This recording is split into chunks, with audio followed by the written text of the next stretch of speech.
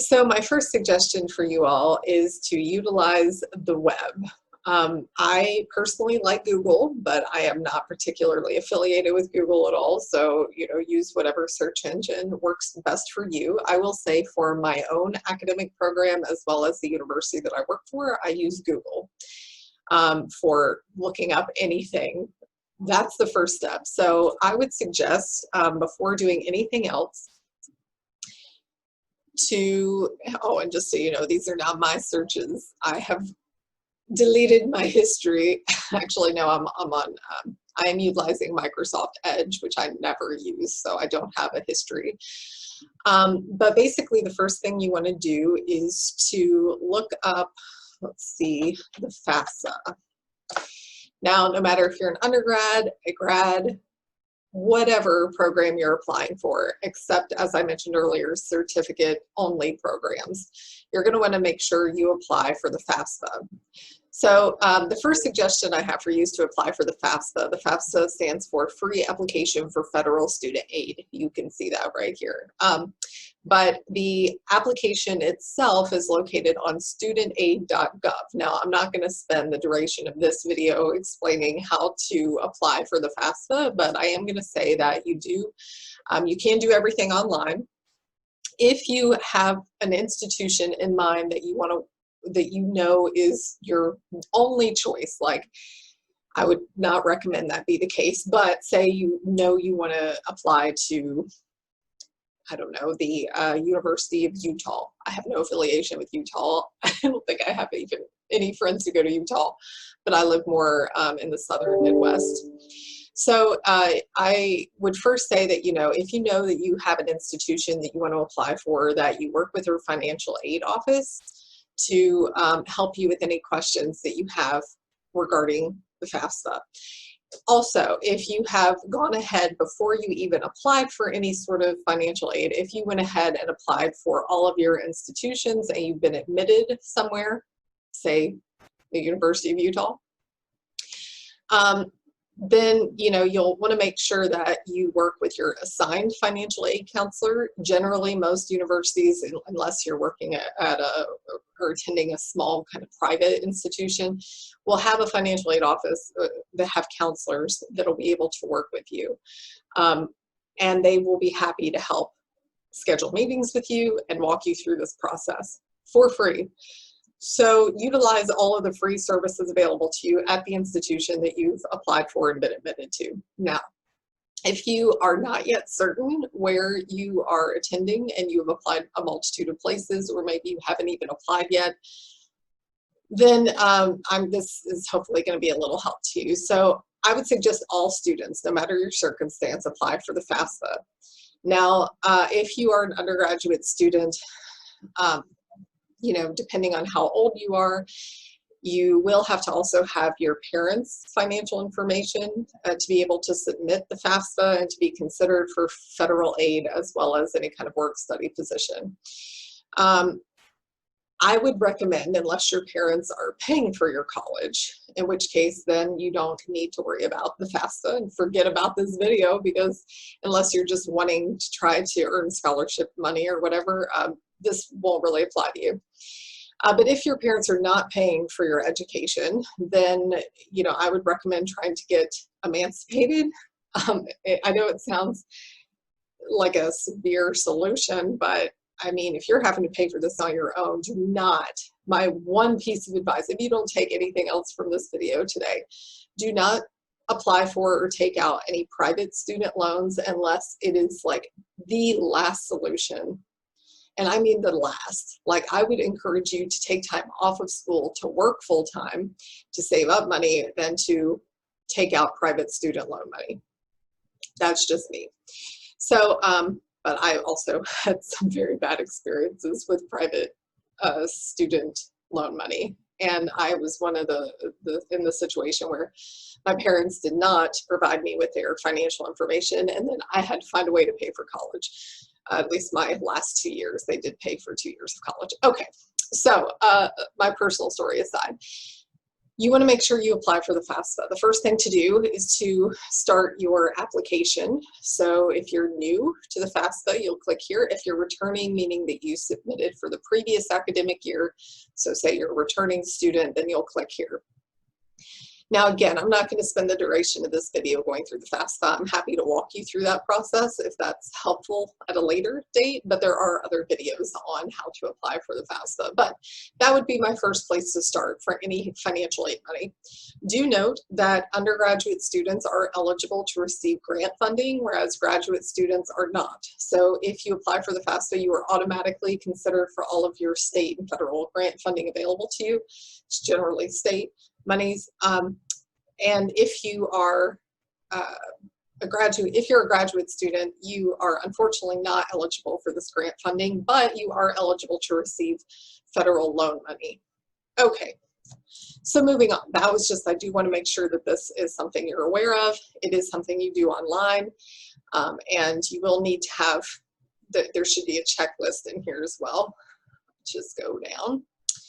They do give you deadlines.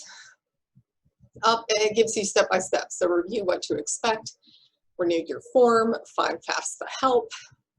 So yes, do utilize the website as well as your financial aid office if you're a returning student or you've already been admitted to a program and you have a financial aid counselor that you'll be working with. Okay, so assuming you've completed all this, there is a section in here where you will input the universities that you're attending or have applied to or plan to apply to. Now, the university won't be able to provide you with a financial aid package until you're admitted into the program, and generally you have to be enrolled in the program. So you have to already be in your classes so that they can then determine if you're full-time. Full-time undergrad is 12 hours and above, full-time grad is 9 hours and above, or half-time. I want to say half-time undergrad is 9 hours. I'll have to double check that, but half-time grad is 6 hours. So that's how you are eligible for federal loan money. You have to be half-time status at least, or full-time status. If you know you want to take summer classes, so an academic year, just to kind of give a quick breakdown, an academic year is fall to summer of the next year. So for example, if you are applying for fall of 2021, that academic year goes until summer of 2022. So you want to make sure that you're applying for the FAFSA for all the academic years that you plan to be enrolled in the program. So for example, if you are in your last year of your program, but you need to take summer classes, that will be the same FAFSA that you used for the fall of that academic year. However, if you had planned on graduating in summer, but then need an additional semester of coursework and you won't be actually graduating until December of that year, that is the next academic year. So if that were the case for next year, say you are planning on graduating in August of 2021, but for whatever reason you have to extend that to December of 2021, you'll need to fill out the 2020-2021 academic year FAFSA and the 2021-2022 academic year FAFSA. So 2 FAFSAs, even though it's the same year of 2021. I know it's a little confusing. If you want me to break that down further, just let me know. Okay, so you filled out the FAFSA. It's a little bit tedious of a process, not hard, just tedious. You filled out the FAFSA. You put in your school's information. Now you just want to know, are there any other funding opportunities available for the particular program you're looking at? Okay, so I mentioned University of Utah earlier. Again, not affiliated with Utah, but let's just input them. I'm also going to pick for a program, we're focusing graduate today, so I'm going to focus on College of Business, University of Utah. I have no affiliation with business either. I was a philosophy undergrad and a master's in philosophy, and then working on my PhD in education. So let's do University of Utah and College of Business. Okay. Okay, so it looks like their College of Business is the David Eccles School of Business, University of Utah. And you can get your MBA, which is a Master of Business. So let's just click on that.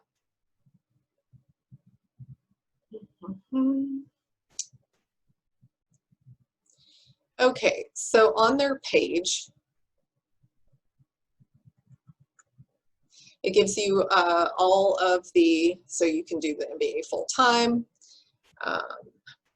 career professionals, and then they have an online option, executive option. So they have a lot of, I don't know anything about the Eccles School. I'm sorry, I'm not a college of business person, but I'm just trying to show you, you can find this information for any college or university by utilizing Google or any search program. The internet is beautiful. Okay. So anytime you see this sort of information where it asks for your name and email and phone number and then what you're interested in, this is a recruiting tool to send you marketing materials for their program. I highly encourage you to submit for all these that you're interested in, but I will say you will be on their mailing listserv and they will email you pretty consistently. So be aware of that.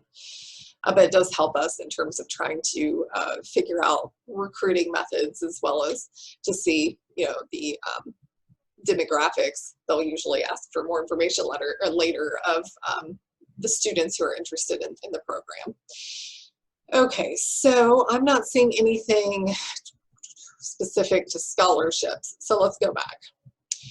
We're going to say College of Business scholarships. Again, Google. Beautiful. All right, so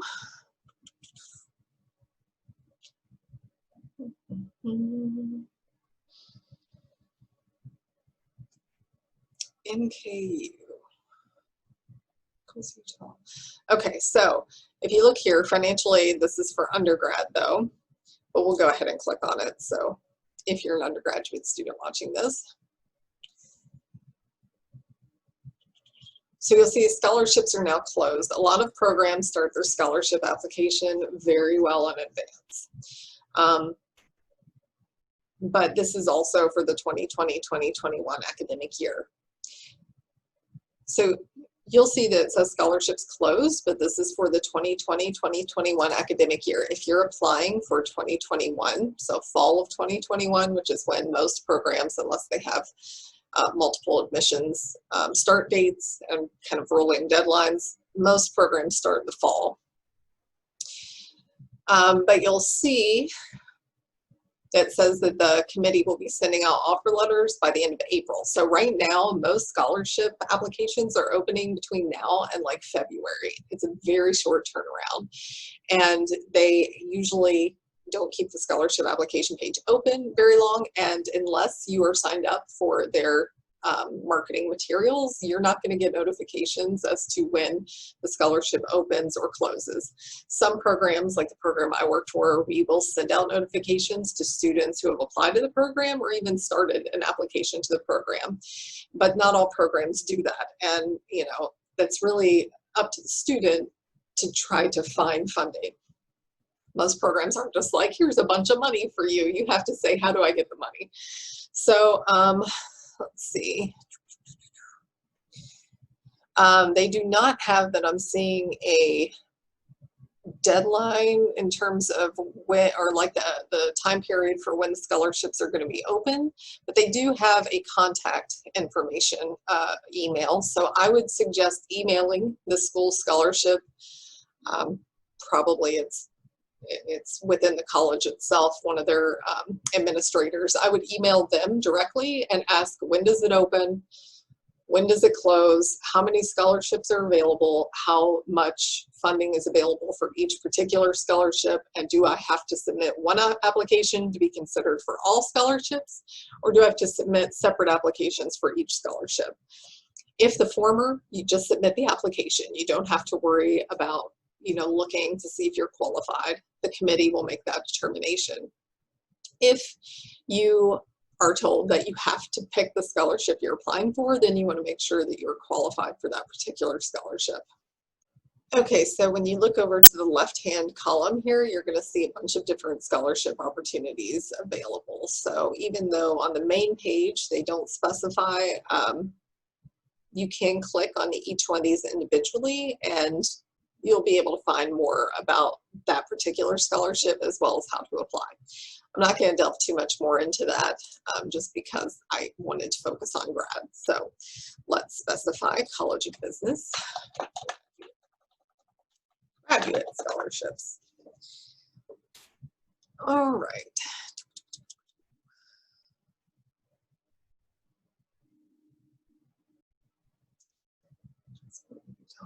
Okay, so it looks like for the University of Utah, they house their programs under graduate school. So a little bit of information about this for graduate students. Programs that are graduate specific. Let me go back. Okay, so you have a University of Utah, and then you have specific colleges within the university, Eccles School of Business or College of Business. Each one of those colleges are potentially also housed under a graduate school if they have graduate programs. So, for example, the Eccles School may very well, and it looks like you can see right here that they are, most graduate schools that are housed under, or I'm sorry, most colleges that are housed under graduate schools have two separate pools of funding. The college itself, in this case, the Eccles College of Business, they would have their own pool of scholarship funding for students. And then if they're housed under a graduate school for their graduate programs, which in this case they are, they have a separate pool of funding for graduate students. So in knowing that and saying that, we are on the Graduate Fellowship Opportunities page, and it's on their gradschool.utah.edu website. And you'll see fellowships and scholarships. So you're going to go down and see what you're eligible for. In this case, right here, Eccles, usually most schools that have a founder or an alum that donates a lot of money, they will name the school after them and or the scholarship. In this case, you see it's called the Eccles College of Business. And Eccles also has a graduate fellowship of $18,900 plus tuition and subsidized health insurance. That's great.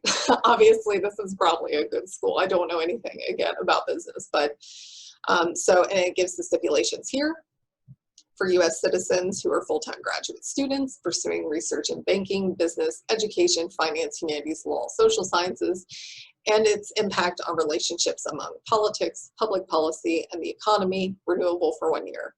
1 to 2 awards given annually. Now, most graduate programs are no more than 2 years. So this should, at full-time status, so this should cover your tuition. I mean, and you're going to get a stipend, which is just beautiful. It's probably highly competitive, but they have the application checklist you'll want to click on, the announcement, and then apply now. I'm not going to click on all that because it'll take us to a separate page and I'll have to like go back and share screen all that. If you want me to go in depth, I can do that as well later. But and then you go down and you'll see maybe other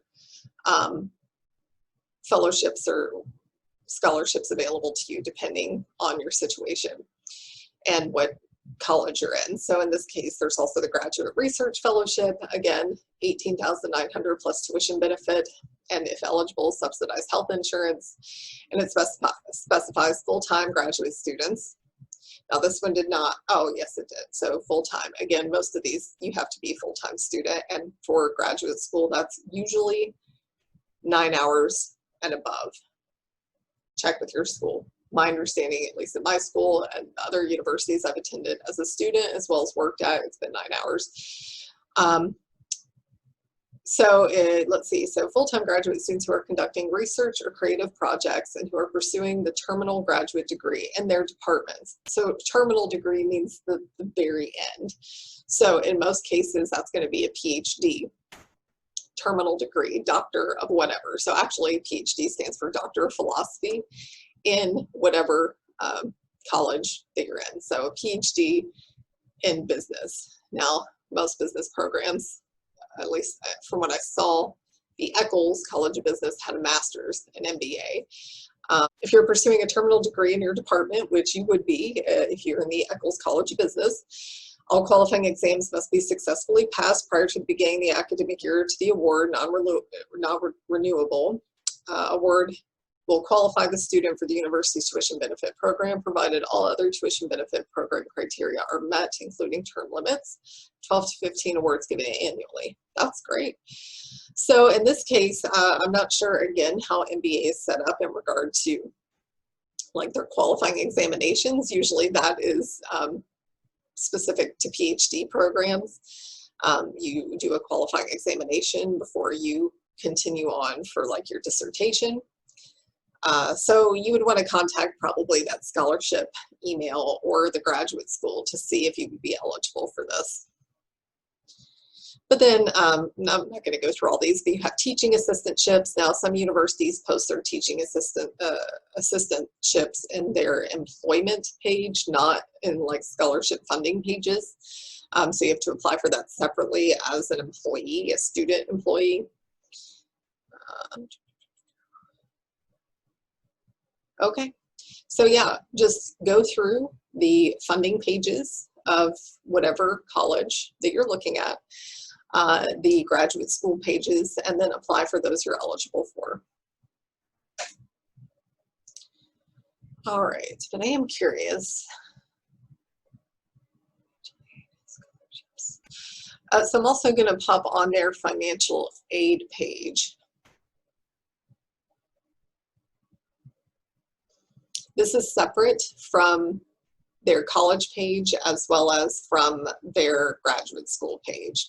So most colleges, especially bigger, and I'm not sure if University of Utah's Research One, but most bigger Research One or Two institutions that are public-based tend to have a number of departments. You don't tend to have like the one-stop shop of going to your academic advisor for everything. For example, a lot of private schools have like one person that'll work with you through the duration of your program to answer all questions.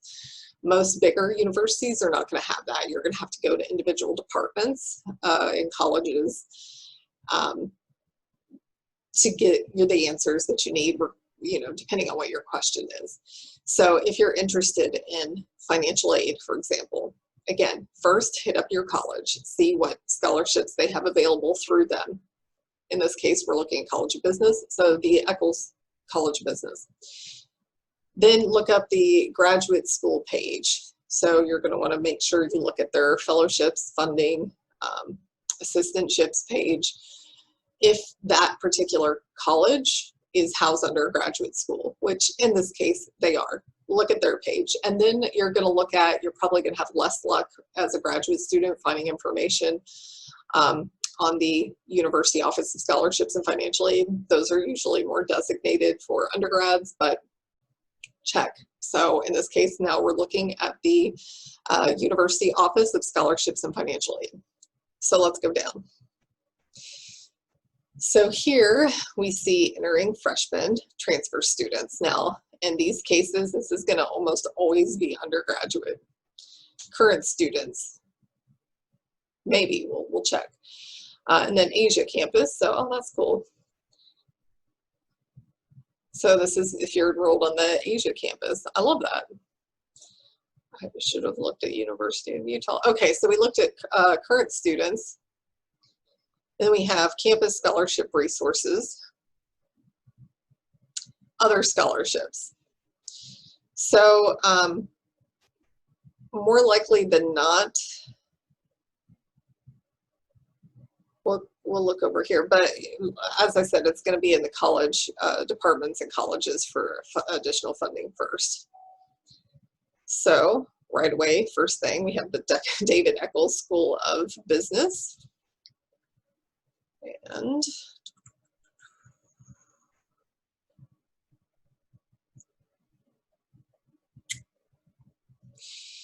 it took me to a separate page that you probably can't see. So going back, I would suggest contacting, because this may only be for undergraduate students. So I would contact that scholarship email. Where are we at?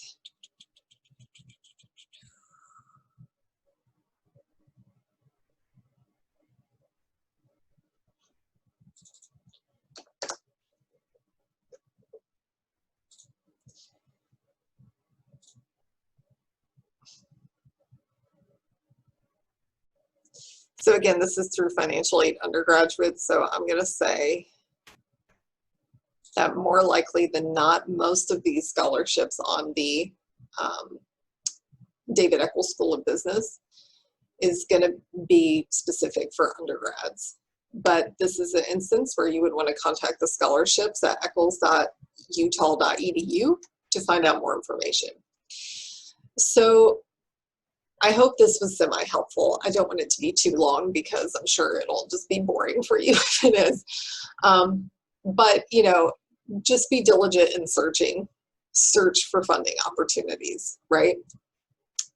Many pages will also have external funding sources. Let's look at that real quick. Let's see, University of Utah Graduate School.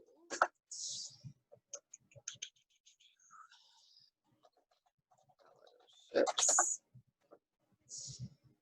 And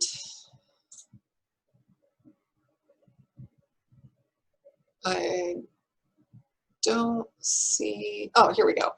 So on the graduate school page, you have all the graduate school fellowships available to you, but then they also at the bottom here have other award opportunities, and so you're going to want to click on external scholarship and fellowship opportunities. Now these are, you know, usually a lot more nuanced. You have to kind of go through and research each one a little more to see whether or not you'll be eligible for it. And it's external to the college, so they might not be able to help you in applying for this. You'll have to go to the external webpage and find more information and contact their contact people to find more information. But, you know, I highly encourage you to go through and really do the research. Utilize Google. Utilize the college, fill out the FAFSA, look at external opportunities. And then finally, I would say to also use, we'll go back. Okay, I guess now I'm using Bing, I don't know. Okay, so if you go back and then look up just graduate scholarships, you'll find a bunch of different pages that some are university. If it has an EDU, that means that that's a specific college or university. And unless you're interested in going there, don't bother clicking that. But you're going to want to look at external pages such as scholarships.com, Crad Life Made Easy, Sally Mae. Watch out for Sally Mae. They're private loans. Apparently they do have school scholarships too. Just be careful. Don't take out any loans with Sally Mae. It's a mistake. Don't do it. Actually, I'm going to go back to using Google real quick. Okay, scholarship students. Okay, and then in this case, you're going to find ads. I would just overlook those. There may be some useful, but these are websites that have paid to be put at the top of the page. So go down, you'll see Student Loan Hero. It looks like they give resources for financial aid in regard to graduate school, graduate scholarships at scholarships.com. I do recommend them. And then you just have different, I would not look at Sally Mae. FastWeb, oh man, I utilized FastWeb even when I was an undergrad. It's been around for a hot minute. So we'll look at FastWeb real quick. If you sign up with them, and I'm not affiliated at this time with FastWeb, but I will say that if you fill out an application with them, you can specify it to your program, to your school, to your discipline, to your background, to your GPA, etc., and then they will filter out and only show you the scholarships that you are eligible for. So I do recommend some of these third-party sites. FastWeb is good. I've used them myself. And also, let's look at scholarships.com. So scholarships.com also looks like it has some good information. So just research, start with your college, start with your university, look and see if they have a grad school, and then look at all the different funding opportunities through all those different entities. But if you have any specific questions about your particular institution, then I would work with that institution's financial aid office. Every institution has one, and they will be happy to help you. So let's go back and look at University of Utah Financial Aid. Okay, so you'll see their financial aid and scholarships, contact us, boom. So just contact their financial aid office, financialaid@utah.edu. Tell them the program you're interested in. Ask them if there's any funding opportunity available for that program, and they will be happy to respond to you and give you specific information for your program. But I think it's also good to do the legwork yourself, because we all can be overworked and sometimes give lackluster responses. So good luck with your financial aid pursuit. If you haven't, do go ahead. If you haven't, do go ahead and check out my website at youracademicadvisor.com. I will also have in my blog links to the FAFSA, links to FastWeb, as well as other scholarship search engines that you can look at. So I hope this was helpful, and I look forward to working with you again next time. Bye.